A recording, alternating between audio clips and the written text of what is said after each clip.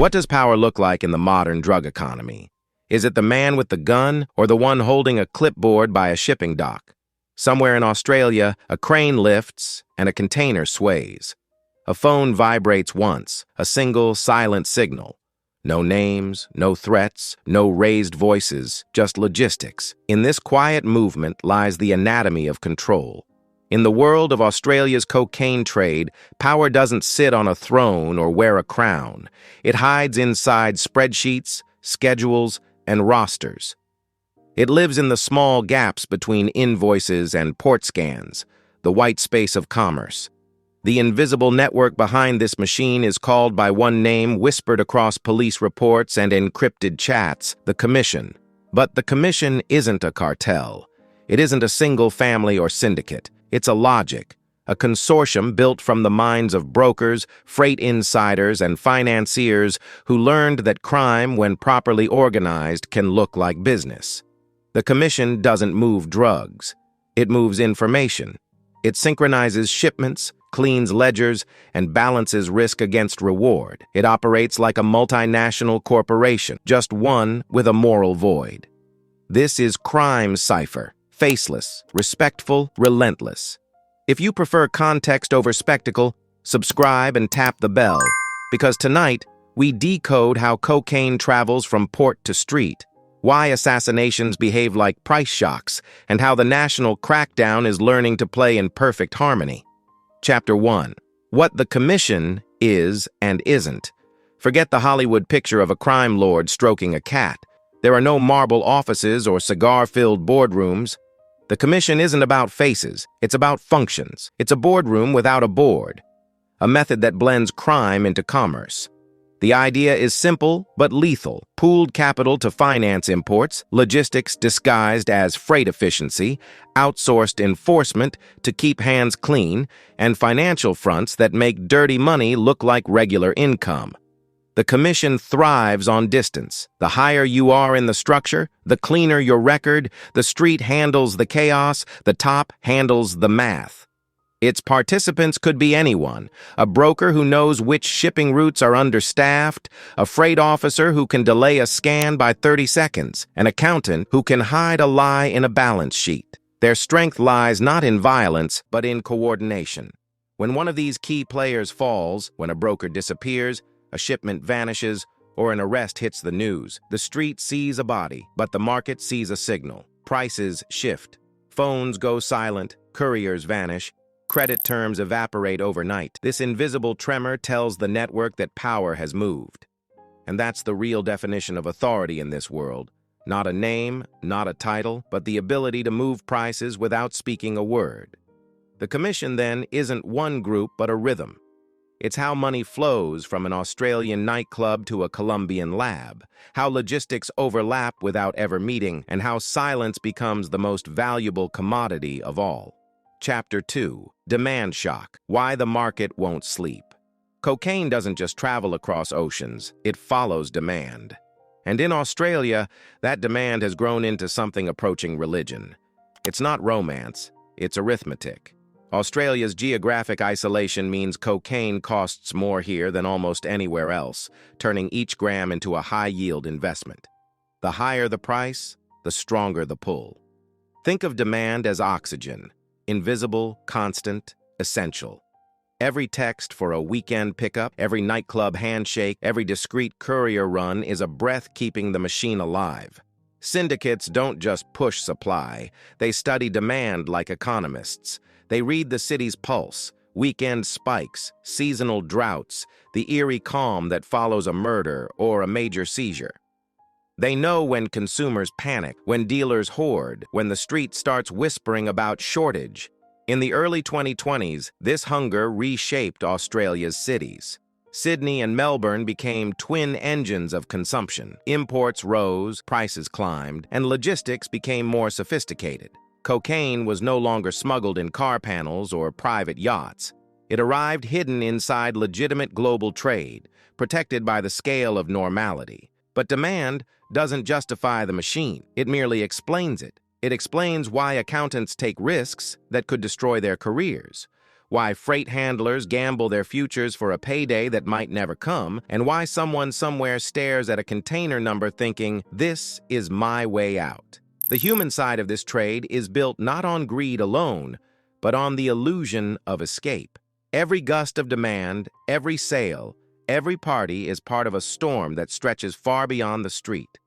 And in that storm, the commission finds its rhythm, efficient, quiet, self-replicating. Chapter 3. Ports and Pipelines, the Machinery of Arrival. Forget car boots, speedboats, or movie-style drops. The true backbone of Australia's cocaine trade is the same infrastructure that moves groceries, electronics, and cars, containerized freight. At the ports, steel giants line up by the hundreds, cranes swing like metronomes, and paperwork flows faster than the tides. It's industrial choreography, precise and endless, and it's in that normality that deception hides. Every year, millions of containers enter Australia's ports, and only a fraction are checked thoroughly. That's not negligence, it's mathematics. You can't inspect every box when trade itself depends on speed. The Commission's genius lies here, in exploiting efficiency. They know the rhythm of port life.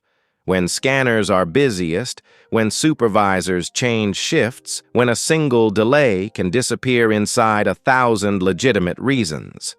Picture the system like a vein, source countries far away, a maritime leg across hemispheres, then a port pulsing with movement. Containers enter, trucks roll out, depots receive deliveries, and distribution networks fan out to suburbs where wholesale becomes parcels, and parcels become phone calls. No gunfights, no drama, just precision.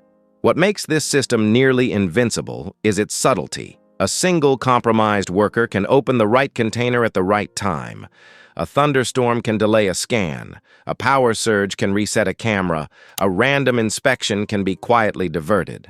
When it all works, nobody notices. When it fails, the unraveling isn't cinematic, it's bureaucratic. One wrong manifest, one missing paperclip, one email sent too early, and the whole operation starts to rot from the inside. Just timing, trust, and the patience of professionals who know that quiet work lasts longest.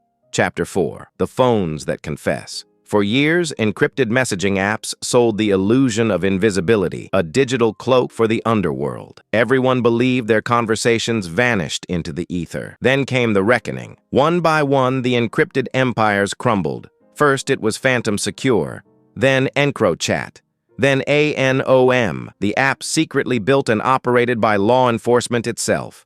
The lesson was brutal. Your phone isn't your ally, it's your witness. Every emoji, every nickname, every joke turned into evidence. The devices that felt like shields became microphones. The Commission learned this the hard way. Dozens of arrests followed, and with them came the collapse of old habits. Loud group chats went silent. Operations, once coordinated by charisma and swagger, turned into small, silent calendars and coded spreadsheets. The entire tone of the business shifted from swagger to structure. In this new world, the smartest players embraced invisibility through simplicity. They stopped acting like gangsters and started behaving like administrators. No nicknames, no emotional messages, no reckless jokes. Every communication became transactional, every instruction disguised as routine. But in that silence, there's a cost, human and psychological. The people once reassured by the noise of encrypted group chats began to feel isolation creep in. The trust that once bound crews together dissolved into suspicion. The same technology that had promised freedom became a cage of paranoia. The story isn't about betrayal by apps. It's about exposure by overconfidence. When police finally scrolled through the messages of fallen networks, they didn't find dramatic confessions. They found spreadsheets, codes, check marks, the paperwork of crime. And maybe that's the most haunting part, because in this economy, crime doesn't scream anymore. It documents itself. Chapter 5. Sydney's Switchboard. Price, fear, and the feedback loop. Sydney runs hot, a city where import and distribution sit only a few suburbs apart. The rhythm of its streets mirrors the rhythm of its market. Here, the consequences of power shifts are visible within hours. When a major broker vanishes or a high-ranking figure is taken out, it doesn't just make headlines. It moves the numbers. Wholesale prices spike, retail prices follow, phones stop ringing. The silence spreads like a contagion. Violence in this ecosystem isn't chaos, it's communication. A shooting in a car park is rarely random. It's an economic signal, a memo about debt, loyalty, or who's allowed to set margins. Every bullet writes an invisible footnote on the market graph. The public sees tragedy. The underworld reads data. When law enforcement hits a major import, the impact echoes across the chain. Shipments pause. Credit terms tighten. Some operators switch sides. Others disappear. Rival crews start negotiating territory not with words, but with intimidation. For the police, each arrest is a victory. For the syndicates, it's a price correction. Sydney's cocaine economy functions like a market in perpetual adjustment, a loop where cause and effect chase each other endlessly. Supply hits cause price rises. Rising prices trigger more violence as new players try to claim control. More violence invites more enforcement, which again disrupts supply. The cycle repeats, tightening each time until the entire network is forced to evolve or implode. To the outside eye, it looks like chaos, but to those inside, it's equilibrium, brutal, precise, and predictable. This is how power is measured in the Sydney underworld, not by the loudest name, but by the quietest influence. By who can move prices, silence rivals, and survive the loop without ever being seen. Chapter 6. Melbourne's wholesale mind, hubs, handoffs, and quiet power. If Sydney is speed and flash, Melbourne is method. The city speaks fluent logistics, the language of schedules, manifests, and quiet efficiency. It's not just the culture, it's the infrastructure. Melbourne's ports handle a massive share of Australia's container traffic, making it the natural heartbeat of import and distribution. The smartest operators here don't crave fame, they crave redundancy. 2 warehouses instead of 1. 3 couriers for a job that needs 2. 4 names for a single company. Every piece has a backup because backups mean survival. Quiet power in Melbourne doesn't look like wealth, it looks like consistency. The same forklifts beeping every afternoon, the same delivery trucks circling the block, the same faces that never change expression. In these industrial suburbs, entire networks live in plain sight. A warehouse with a simple sign, packaging and storage, a business that claims to sell boxes to people who sell boxes. It's camouflage through boredom. The brilliance of Melbourne's system lies in its invisibility. If the surface looks calm, that's because it's designed to. But calm is also a risk. The longer a routine runs, the more predictable it becomes. A forgotten invoice, an overconfident driver, a neighbor who starts asking questions, these are the cracks in the paint. And in this business, cracks become entry points for investigators. Every delivery, every transfer, every receipt is both proof of work and a potential confession. That's Melbourne's secret paradox. It thrives on silence, yet it documents everything. The city's underworld isn't loud, it's archived. Chapter 7. Crackdown 2025. The Federated Drumbeat. For decades, Australia's enforcement landscape moved like scattered instruments. Federal, state, customs, financial intelligence, each playing a different song. But in 2025, something changed. The rhythm aligned, the music started to make sense. And for the first time, the country's response to organized crime began to sound like a single coordinated beat. Taskforces, once divided by jurisdiction, now move in harmony. Raids land in multiple cities on the same morning. Warrant teams coordinate timing like clockwork. Phones are seized before alibis can even form. It's not about being louder, it's about being synchronized. The Commission, built on the assumption that government systems move slowly, now faces a machine that's learning speed. Information that once took weeks to cross departments now travels in hours. A seizure in Fremantle triggers surveillance in Melbourne. A money trail in Sydney sparks an arrest in Brisbane. For the first time, Australia's law enforcement is fighting federation with federation, network against network. And yet, this new precision isn't cinematic, it's administrative. Success comes not from a dramatic takedown, but from paperwork done perfectly. Ports, borders, financial intelligence, every part of the machine finally talking to the others. The victories are quiet, fewer headlines, more stability. The Commission's nightmare isn't noise, it's efficiency, because once bureaucracy learns rhythm, it becomes unstoppable. Chapter 8. Laundering Ladders. Clean enough. Money is the one accomplice that never stops talking, but it also never tells the whole truth. For every ton of cocaine that enters the system, millions of dollars need to exit. Scrubbed, polished, and reintroduced as legitimacy. That's where the ladder begins. The climb from dirty to clean enough. The first rung is movement, too much movement. Cash bouncing between wallets, passed hand to hand, deposited in small bursts. Restaurants with impossible revenue. Construction firms that never finish projects. Car washes that somehow print profits in the rain. It's the art of pretending chaos is commerce. From there, the money graduates, offshore transfers, gambling fronts, digital wallets. Shell companies pop up and vanish like bubbles. Invoices appear for work no one saw. Every transaction becomes another layer of camouflage. For years, enforcement focused on the product. Now they follow the paper trail, tracing cash through gaming floors, property portfolios, and overseas trusts. The goal isn't to seize every dollar, it's to make spending feel dangerous. Because fear changes behavior faster than arrests. When a launderer senses heat, luxury fades first. The cars sold quietly, the houses quietly refinanced, the lifestyle dimmed. The glow of wealth turns into the gray of caution. That's the irony of this world. Money was supposed to buy freedom. Chapter 9. The price of power. What it costs a city. Every ton of cocaine seized, every name on a police chart, every shooting in a parking lot, they all share the same invisible invoice. Crime has a cost that no one ever pays up front. It seeps into everything.